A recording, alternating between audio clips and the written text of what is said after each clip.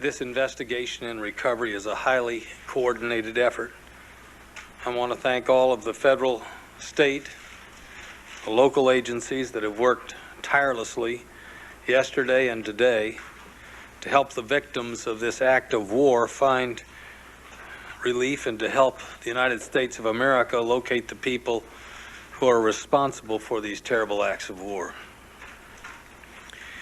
Immediately after the first report of a plane crashing into the World Trade Towers, numerous federal agencies coordinating with the White House mobilized their resources. Throughout the day, secure video conferences took place among the National Security Council, the Department of Justice, the Department of State, the Department of Defense, Department of Treasury, FEMA, CIA, the FAA, and other federal agencies. Both the President and the Vice President presided over a number of cabinet and sub-cabinet meetings and video conferences. Continuity of government plans were put into effect. Within the Department of Justice, our full resources were put into operation immediately. As I will explain in greater detail in a few moments, these resources have been deployed both to investigate this act of war and to assist victim survivors and victim families. But let me stress that this is not simply a Department of Justice effort. The response of the federal government across the board has been, I believe, from the President of the United States to the rescue workers, magnificent. I'll now turn to the information that the response we have been making has developed. I'll give you the information that we can give you. However, we will give you only facts that we can confirm. You may be hearing things that we have not told you, but some people have the luxury of speculating. We won't speculate, but we'll only give you confirmed facts. And also, we must be careful to protect confidential intelligence sources and the methods of our intelligence so we do not compromise this ongoing investigation or the capacity of this nation to undertake such investigations as this. The 4 planes were hijacked by between 3 and 6 individuals per plane, using knives and box cutters, and in some cases making bomb threats. Our government has credible evidence that the White House and Air Force One were targets. A number of the suspected hijackers were trained as pilots in the United States. The Department of Justice has undertaken perhaps the most massive and intensive investigation ever conducted in America. The full resources of the FBI, the Justice Department's Criminal Division, the U.S. Attorney's offices, the INS, and other components have been brought to bear and will be focused in this endeavor. Throughout the day and into the night last night, Deputy Attorney General Larry Thompson and Assistant Attorney General Michael Chertoff, who is not with us at this moment, and I were present at the FBI's Strategic Information and Operations Center, together, of course, with the director and a number of other individuals. The Justice Department is working closely with investigators, the FAA, and the intelligence community, including the CIA, the NSA, the Defense Intelligence Agency, and the Defense Department. Numerous agencies have assigned personnel to the SIOC at the FBI to coordinate investigative efforts so that information which is received on these premises becomes immediately available to the cooperating agencies. And I might add that we reciprocate with similar deployments in a variety of other settings. The Justice Department's Terrorism and Violent Crime Section is coordinating the response of the U.S. Attorney's offices nationwide. These agencies have a presence at the SIOC here in the FBI 24 hours a day and are coordinating efforts both in the United States and worldwide around the clock. Investigators are reviewing intelligence and have received numerous credible leads. Command posts have been established at all crime scenes.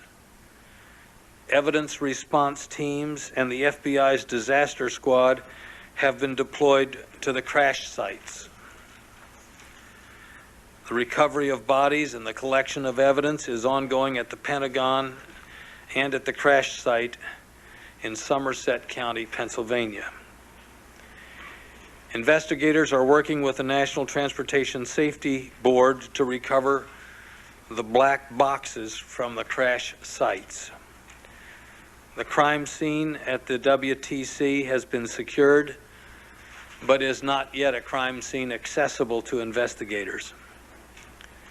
The United States Attorney's Office's terrorism units and the FBI's Joint Terrorism Task Forces are obtaining the passenger manifests, rental car receipts, telephone logs, videotape from parking garages, and pay telephone videotape records at all scenes for review and appropriate follow-up interviews.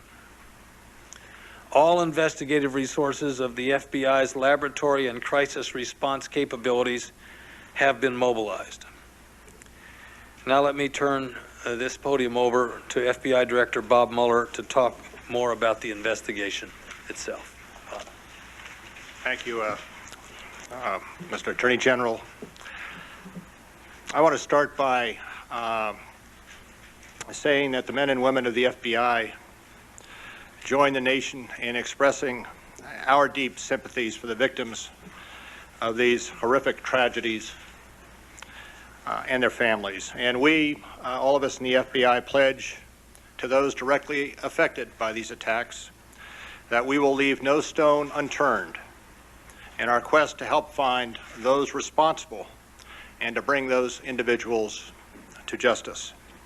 Let me turn, if I could, for a moment to the effort that we have undertaken at the FBI to investigate these tragedies. Early after the planes started to fall yesterday, as soon as we heard that there was a particular city that was either a city of origin for a flight or a city such as New York where a flight went in, we established command posts. We have at those command posts and at a number of offices around the country where there are leads, more than 4,000 special agents who are assigned to assist this investigation. 4,000 special agents and 3,000 support personnel. We have over 400 of our laboratory personnel deployed at the crime scenes in New York City, south of Johnstown in Pennsylvania, and at the Pentagon. And we anticipate this level of resource commitment will continue for the immediate future. In the last 24 hours, we have been addressing two objectives. The first objective is to determine, identify the hijackers on each of the planes.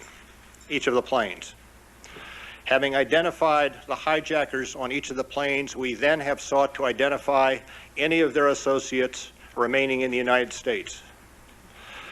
Our first effort is to identify any associates in the United States who might be related to the hijackers and to remove those associates, investigate, and arrest, given the evidence, those individuals, and to remove any threat to the air system in the future.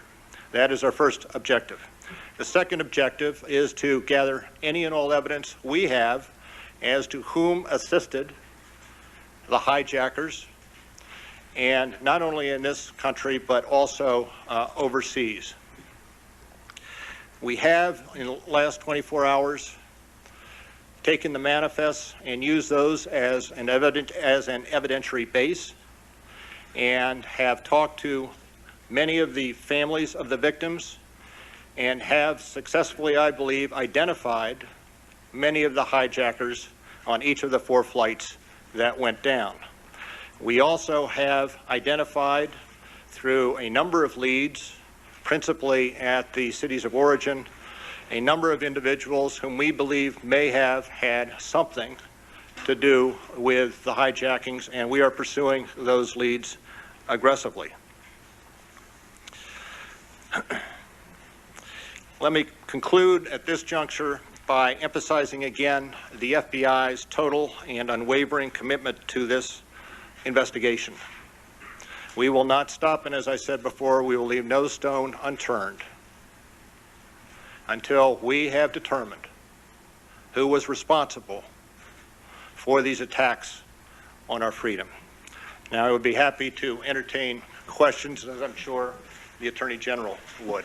Director, has there been any arrests of any of these associates that you've identified in the communities of origin? Now, I understand that there is reporting out there that the FBI has made arrests with regard to the hijacking. That is not accurate. There have been occasions where we have interviewed individuals and come to find that the individual is out of status, and that individual has been detained on an immigration hold. But there have been no arrests relating to these hijackings at this point. Talk to and the people that you've identified, are these people that have been under FBI's watch in the past relating to other kinds of terrorism activities? Are they people who you're familiar with? As we identify names, there may be one or more individuals with whom we have information as to involvement with individual terrorist groups. We've seen activity today in Boston, Rhode Island, and southern Florida. Can you walk us through, in any of these cases, give us any guidance on why these particular individuals have been stopped and what the FBI is doing? We have in Boston, my understanding also in Providence and also in Miami, we have leads indicating the presence at some point in time of either the hijackers themselves, and we are attempting to recreate the travels of each of the hijackers on the planes, either the hijackers themselves or their associates, and consequently we are following all leads with interviews, with search warrants, and whatever investigative techniques are necessary to obtain the evidence. They've got to get to the White House for a meeting. How many associates, Mr. Mueller, do you think? And how many were workers at the airport? I can't give you a definitive number on the associates. Have you linked this to Osama bin Laden? Thank you very much.